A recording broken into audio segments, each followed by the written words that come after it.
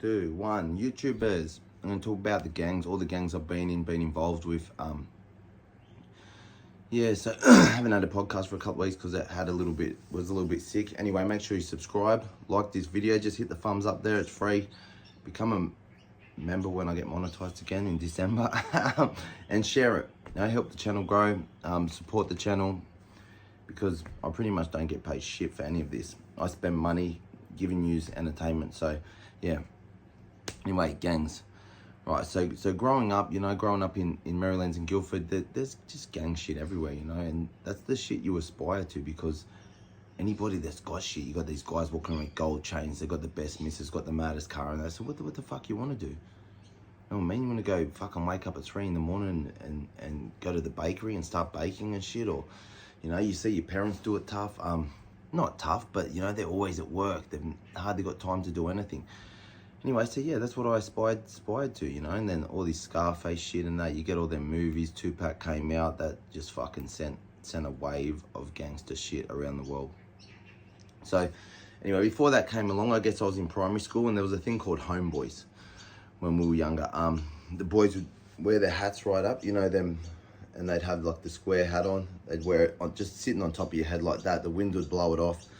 Baggy jeans, the keppers, the real American style, you know what I mean? Real American gangster style back then. So you'd have the keppers or the cross colors or whatever, baggy jeans, Anyway, so yeah, I was with the homeboys, Well, I thought I was anyway. My mate's neighbor was a homeboy apparently, and I thought it was a gang, but it was just like whoever wore their hat like that and shit was a homeboy, you know what I mean? But people could get offended, like at the Blue Light Disco, which was actually a disco run by the police. Like if you wore your hat up and shit, boys would be asking, "Oh, you a homeboy?" Like, you know what I mean? Who do you know? So apparently you had to know people to wear your hat up. Anyway, yeah. From that, I think, or around that time, maybe just before, but in between that time, so I had a fight with this bloke at school, chopped him. I'd started boxing then, This guy was a fair bit bigger than me, but he's he pushed me, I fell on the ground, jumped up and just went bang, bang, bang, bang, bang, and it was too big for me, so I remember hitting him in the gut and the chest, because he was a lot big. I was always the smallest kid, like growing up, until I hit my growth spurt later on. Anyway, yeah, I could box. He couldn't get a hit in because I was way too fast.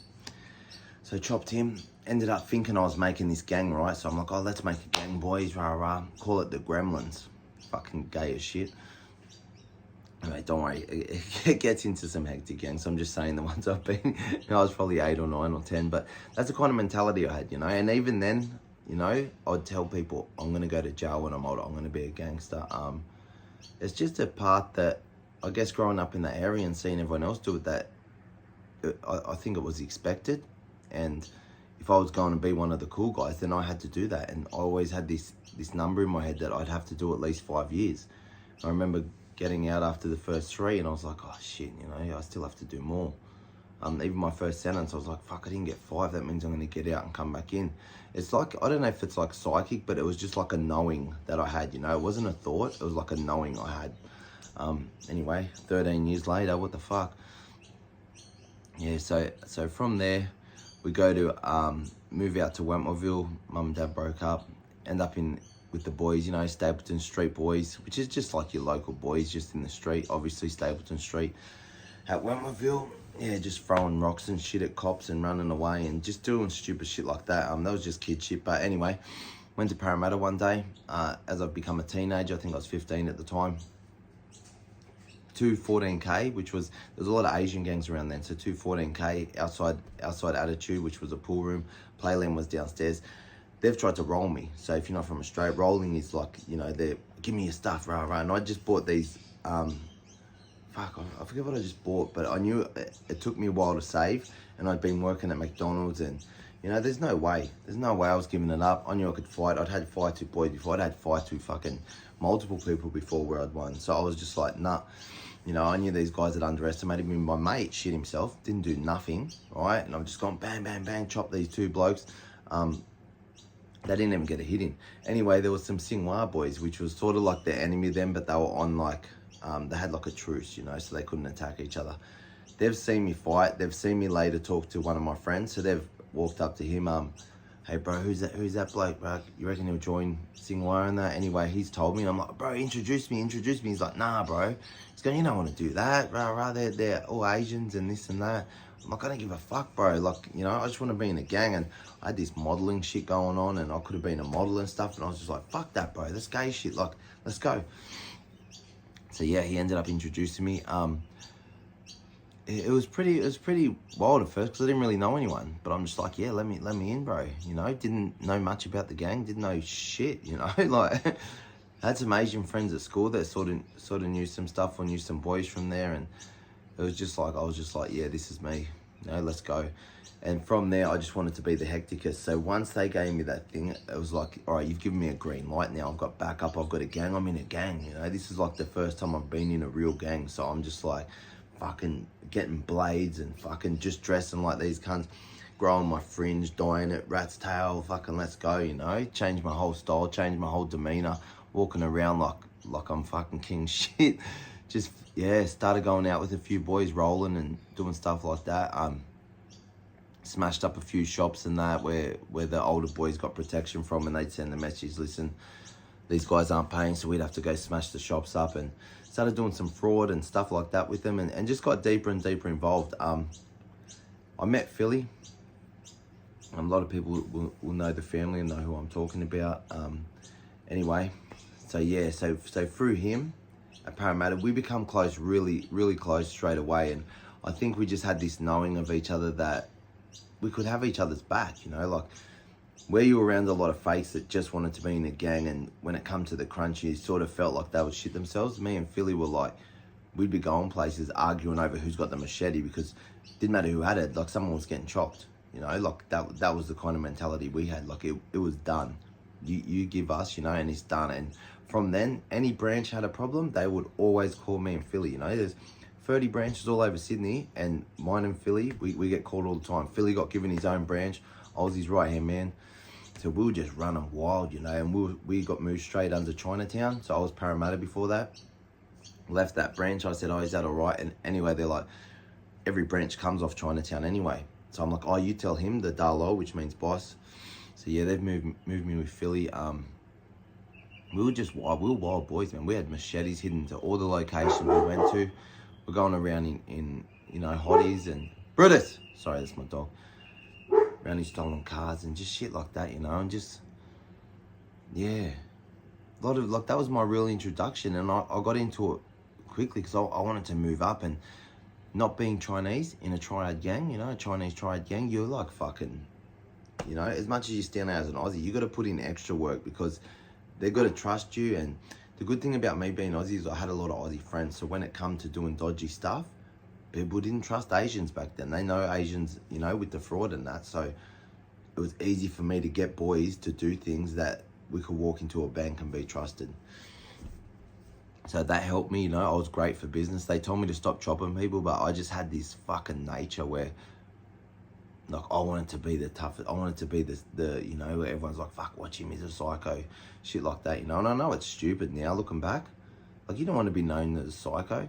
Like, I'd walk into a room and think everyone's, oh, Pato, but really they're all fucking inside got fucking anxiety. Even the girls, like, you know, they don't know I'm not going to chop a girl, but what the fuck, man? Like, it's not good, you know. Like, I had fear confused with respect, and I just, you know, everywhere I'd walk, everyone would know who I am and shit. And so I just ran with that, and I couldn't give that up. And it ended up, you know, that's what ended up putting me in jail. Obviously went to jail. Oh, before that, went up to the coast, moved up to the coast. Singwai wanted some boys up there, you know, like, because I had heaps of boys. I said, I've got heaps of boys. They've started this gang and they've told everyone that I'm the leader. So when I wasn't even there, this happened. Anyway, I come back. There's this gang called T-Unit. I'm fucking, you can Google that too. That'll come up. Yeah. And it sort of started a gang culture on the Central Coast where everyone tried to be like T-Unit. We smashed everyone, every sub, bro. I got these guys, like, showing them how to have no fear and just walk through other town. They're all making gangs. I'm like, bro. So when we rock up, bro, we'll rock out 5 deep to rock up to 30, 40 of them, bro, and fucking run through them. I said, always make sure they got more numbers because it shows our power. So yeah, that was the thing. And we probably had more numbers than anyone. But I never wanted to rock up 80 of us on 20 of them. So it'd always be the other way around. Like I always said, make sure there's less. said, if there's 10 of them, only 5 jump out, 3 jump out. Just, you know, like make sure they know that we're fearless. And it did, you know, it gives your name of your crew, like, what the fuck, man, these guys are nuts. Anyway, yeah, we were on the current affairs and all that shit too. Go to jail, end up hearing about this gang willing to kill him, W2K, which Fung No started. Fung No, the political politician that assassinated, you know, was connected with the 5Ts, had the 5Ts running around for him, and then he got John Newman assassinated. So, yeah, heard about all this shit, and I'm like, oh, what the fuck? Anyway, months later, down the line, I've chopped this bloke that's pretty much running this yard. He'd been running this yard for 18 months, but he tried to stand over me with scissors, chopped him. By the time I got to Park Lee, these boys had heard about me. I walk in, and it's the leader's there, and he's like, I remember I was in line for the pills, and the screw said Patterson, or their nurse, and he turns around and goes, Nathan? And I was like, yeah. He goes, oh, bro, I want to talk to you. And I'm like, oh, yeah, sweet. I knew who he was. I knew it would have been good, because I knew a lot of boys were saying, bro, I'm writing him a letter about you, bro. You're off your head, fucking all this shit. They're going to love you. Like, they'll want you for sure, you know. And back then, bro, they didn't have much numbers. Like, they really only took boys that would really go on with it. Yeah, so he introduced me, give me weed, give me everything straight up, you know. I thought, fuck, what a mad cunt, you know. And as I found out, like, these boys had it on lock in a lot of jails, where you just walk in and whoever was getting on, wherever all the shit was, like, bro, you never went without when you had that on you, you know. So I was just like, yeah, this is fucking sick. Anyway, I ended up 2 out with him. A couple of years later, they come and got him. I was 2 out with him when they come and got him to take him to the gang unit. I went and jumped up to try to thought, all right, we're punching on with the squad, and he's like, don't worry, bro, just don't worry, it's all good, just stay, look after my brother, because his little brother was there. So I was like, all right, sweet. And I think he did that because he thought, if I go with him, then his brother's alone there. So he's just like, it's all right, I'll go, bro, just, you know, you stay here with my brother. So they've taken him, I stay with his brother. A month later, I get taken. About 9 months later, I think, you know, been kicked out of a few more jails. They hated us, like, they hated us. The commissioner, Ron Woodham, fucking hated willing to kill him. He said no more than, you know, a certain amount of number in a jail. Don't put them together, spread them out everywhere, like trying to limit the power that we could get. But doing that actually gave us more power, because we had enough respect that we could walk into a wing and we'd have 5 or 10 boys putting their hand up to run the ball up for us. So then it just gave us power in every jail. Yeah, so a couple of years in, I ended up taking over. He had some dramas with his missus and lost the plot a bit, and you know, it was hard. Rest in peace, Shane. Anyway, yeah, so I ended up taking over, which was kind of weird at first, because a lot of boys were in it before me. You know what I mean? Like, I was one of the newest, I was one of the youngest, but he'd also told people, like, you know, he put his faith in me to a lot of people, where he said, you know, just listen to Nathan, you know. And he knew that I'd been through Sinwar, and I'd spoken to him about Willen and all that, and how Asians run things, and the way they get things sorted, and you know what I mean. Also what happened with T Unit and that, and how I got all these boys to show, you know, where we go 5 on 20 and shit. So he liked my style, he liked the way I run things, he liked the way I had, you know, the mentality I had, and he knew he could trust me. And it did, bro. I took it to the next level, made it massive, made it the biggest gang, easily the biggest gang in New South Wales, if not Australia, probably the Southern Hemisphere. Between, like, you know what I mean, 06 and 015 or something, like, for that 10-year run, you know. Where it ended in 21, I ended it. I was like, nah, this new generation, it was just fucked. Just too fried. Couldn't be trusted. People would get on, so they'd let people slip because they get on. Oh, you can go, like, you're sweet, bro. Like, don't take him out, bro. He gets on. Just shit, you know. Like, you know, you send a message, you know, put holes in him. Bloke gets mailed and fucking leaves the yard or something, or he gets punched, and oh, he ran. You know, it's like they were making these plots and plans and saying, bro, we're gonna save you, this, and you know, trying to act like bro, put the holes in, you know. But to be honest, everyone that joined put holes in people, so. You know what I mean? Getting up near 200 members with everyone that's put holes in someone got very hectic, you know. Where we were and where most of the boys were doing this, they called the killing fields at Park Lee, the new killing fields they were calling it. Boys were rocking up, wouldn't come to the wings. Yeah, it was pretty wild.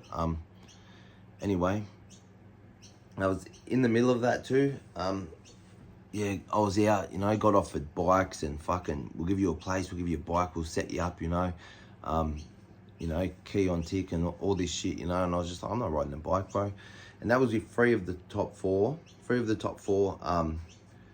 MC clubs had offered me places with them. Did go to this feeder club for one of them. And it wasn't so much, like I went to the clubhouse and I was like, bro, I'd slap 90% of them cunts, like, you know what I mean? Bro, and I'm not, there's no way I'm being a non, bro. I've worked too much. I've ran 2 fucking gangs where I had fucking over 100 people, like, you know what I mean? I'm already more respected than most of your fucking crew. Like, I can walk into a room more than most of your crew and get what I want, you know what I mean? So there's no way I'm doing this nom shit. And at the end of the day, like, yeah, I'm not riding a bike and I want cash, bro. Like, yeah, but in the end, I said no. I said no to it. That was with one of the clubs, but I was just like, this feeder club was all right because it was new, it was starting up, and a few solid boys that I knew were with it. It wasn't, you know, you didn't need a bike and all this shit. At the start, it was really good, you know, and then it just went to shit where anyone was joining and rah, rah, rah. Anyway, not me, but something happened. I'm not going to say what happened because, yeah. Anyway, one of the boys was like telling someone, I rock up to a place, like, bro, did you fucking you did this? I was like, who the fuck said that to you, bro? Well, they told me, I said, ring the president, because I'm Sergeant Arms, you know what I mean? Everyone's elected me Sergeant Arms. I ring him and said, bro, get this cunt out, I'm going to pump him. He goes, bro, just talk to him. I said, no fucking way, bro. Like, you cannot fucking talk about this shit. I said, it's as good as snitching, bro. You know what I mean? Who knows who's going to go to the police? We could have undercover cops, like, everywhere we go, bro. We got Raptor pulling us up. Like, bro, I don't trust anyone. You know what I mean? And for people to talk out of school like that at a fucking party to some random that's got nothing to do with our crew, and him come up to me at another party and just say it in front of people, like, who the fuck are you talking about, bro? You know what I mean? Like, that didn't happen. So I turned on him. I said, all right, sweet. You're not going to call him out. Fuck you, I'll take you all on. Anyway, the vice president and fucking literally half the crew said, Pato, we're with you, bro. So, you know, most of the boys were there because I was there anyway. They were getting laughed at until I joined. Like the feeder club they were for, you know, I don't like to name clubs in my videos, but yeah, the feeder club that they were for, we're laughing at, like, literally joking with them and that. As soon as I joined, they were like, oh, what the fuck? And they're just like, all right, you can come around, but no wearing your stuff, you know. So I'd be the only one to rock up with the shirts on. I'd rock up with the fucking crew shirt on and that, you know what I mean, walking through the clubhouse, and everyone would laugh and they'd be looking at all the and they'd be like, bro, they won't say nothing to you, bro. Like, they've told me 10 times, please don't wear that here, right? They've warned me, and then you rock up every time with it and they say nothing. But yeah, that's how it is, you know. But I had that mentality and I knew that in that world, you know, it was all or nothing. But doing that, and the only way to get yourself like that is also put you in a position where people just go, you know what, you just have to put a bullet in him. There's no other option. So it's kind of, you know, double-edged sword there. And thank fuck no one did, you know, and hopefully no one starts me off again because, yeah, obviously I'll protect my family to the end. Yeah, so that's sort of the end. I went back in, you know, ended with Willen. My gang now is my family, 100%. Like, the best gang in the fucking world. That's my crew. That's my number ones. They're the most loyal I've ever had, the most solid, the most everything, you know. Like, and there's nothing I wouldn't do for them, and there's nothing I'd ever ask for them. You know what I mean? And I went from being the fucking leader, where now I'm just like, I'm pretty much a sergeant at arms. I don't say anything. I don't, you know, I don't really lay the law down. I'm probably the fucking, you know what? I'm probably the nom now. I've got to wash, clean, cook, fucking serve everybody. But it's the best spot I've ever been in my life, and I fucking wouldn't swap it for nothing. And I hope that's a lesson to anybody that wants to get involved in gangs, because it's fucking, like, yeah, I just see I get teary just even thinking about it, bro. There is nothing like having a family of your own, you know. And if you're young and you don't have kids yet, set yourself up so when you do have kids, you can give them everything in the world. Like, just imagine a little you. Like, everyone has a time as a child where it's the ultimate fucking age, you know, like, you're innocent, you know, you don't give a fuck about anything, everything's like a fucking dream, you know, you're so imaginative, like, everything's amazing, you know, you're playing with G.I. Joes and it's so fucking cool and shit like that, you know, and that age, man, like, just imagine you get to go back there, but you get to nurture that in someone else, and it's you, it's fucking you, it's like, that's you, you know, like, my daughter, she's a girl, member, she is just me, like, she's me all over, and her heart beats, it's like we share a heart, like, you know what I mean? Like, it's so fucking hard to explain, but there is no connection like it. And there's nothing that, you know, when you're old, when you're a granddad, where do you want to be? Do you want to be in houses fucking sticking needles in your arm, or on the methadone, or, you know, telling people war stories with no teeth? Because no older crim, you know, you lose your respect as you get older. You lose the danger, you lose anything, or you've been shot. There's nothing, you just can't get nothing, you know? You just need it. The sooner you start a straight life and be a proper fucking man and have the backbone to fucking do it, and have the backbone to be yourself. Find something you love in the world, and then find some way to make money around it. There's ways to make money with everything. You know what I mean? Like, there's ways to make money with everything. And you can be so proud in it. And you know what else? Like, you're not someone's fucking bitch. You're not following anyone. You're not leading, and you're not running around with 10 boys because you're fucking scared like a little bitch. You know what I mean? Like, you're a fucking soldier, and you're running around with 2 little girls, and fucking army comes near them, you're gonna fucking take them out, and you know you're unstoppable with that power of protection of them little girls or little boy, you know. So yeah, be a man, be a woman, be anything, but you know, go through the trauma of getting off the shit, get it all out of your life, get all the shit out of your life, and you know what? It's gonna feel shit. And the reason it feels shit is because what comes after it feels so fucking good. And the shitter it feels, the better it's gonna fucking feel after. So that's facts, that's 100.